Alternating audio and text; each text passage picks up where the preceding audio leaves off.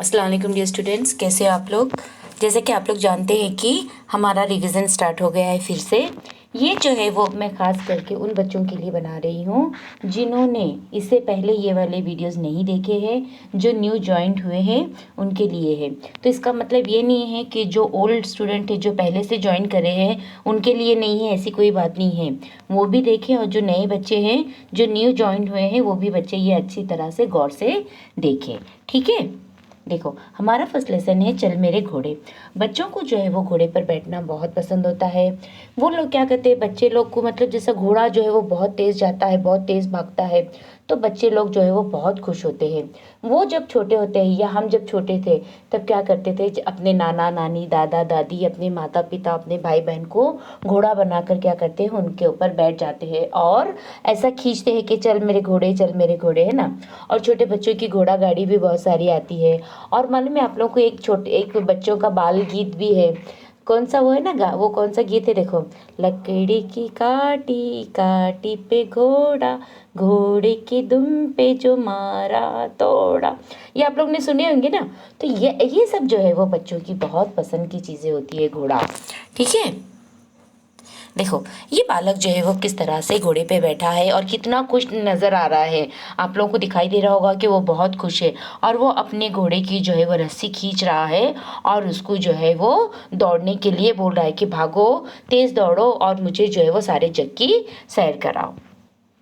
चल मेरे घोड़े चल चल चल, हिन हिनाते चल चल चल, टांगा खींचते चल चल चल, ताकत दिखाते चल चल चल। देखो ये जो है वो क्या है, ये बच्चा जो है वो क्या कर रहा है, घोड़े से घोड़े को जो है वो चलने के लिए बोल रहा है कि तुम तेज़ दौड़ो और बहुत ज़्यादा तेज़ जाओ, मैं जो है वो सारे जग की सैर करना चाहता हूँ। घोड़े जो आवाज़ करते हैं, घोड़े जो चिल्लाते हैं, उनको उसका हिनहिनाना बोलते हैं। तो उसकी जो है वो टांगा, उसकी जो वो रस्सी है वो खींच रहा है और क्या बोलता है खींचते कि दौड़ तू दौड़, एकदम तेज़ दौड़ और मुझे सारे जग की सैर करा और अपनी जितनी भी ताकत है तू वो दिखा, सारी ताकत दिखा के जो है वो तू मुझे यहाँ से ले चल और मुझे सारे जग की सैर करा। ठीक है, अब नेक्स्ट लेसन देखेंगे, आलू कचालू। देखो आलू आप लोगों को मालूम है, बच्चों का फेवरेट जो तरकारी होती है वो कौन सी होती है, आलू होती है।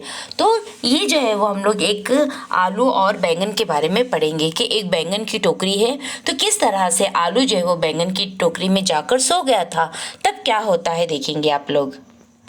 आलू कचालू बेटा कहाँ गए थे, बैंगन की टोकरी में सो रहे थे, बैंगन ने लात मारी रो रहे थे, मम्मी ने प्यार किया हंस रहे थे, है ना। ये जो है वो क्या है, एक आलू कचालू बेटा, यानी आलू का जो छोटा सा बच्चा है, छोटा सा बेबी आलू है, वो क्या कर रहा था, एक बार जो है वो बैंगन राजा होते हैं उनकी टोकरी में जाकर सो रहे थे। देखो कोई भी अगर हमारे घर पर आ जाएगा तो थोड़ी देर तो हमको उन लोग बर्दाश्त कर सकते हैं, हम उनको बर्दाश्त कर सकते हैं, लेकिन अगर वो ज़्यादा देर रह जाए या वहीं पर रह जाए तो हमको कुछ एक अजीब सी फीलिंग आती है।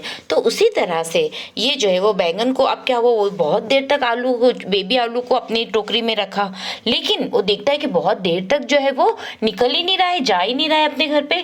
तो वो उसको क्या करता है, जोर से एक लात मार के, एक किक मार के अपने घर में से निकालता है कि चलो जाओ अपने घर पर जाओ, मेरे घर में क्या कर रहे हो।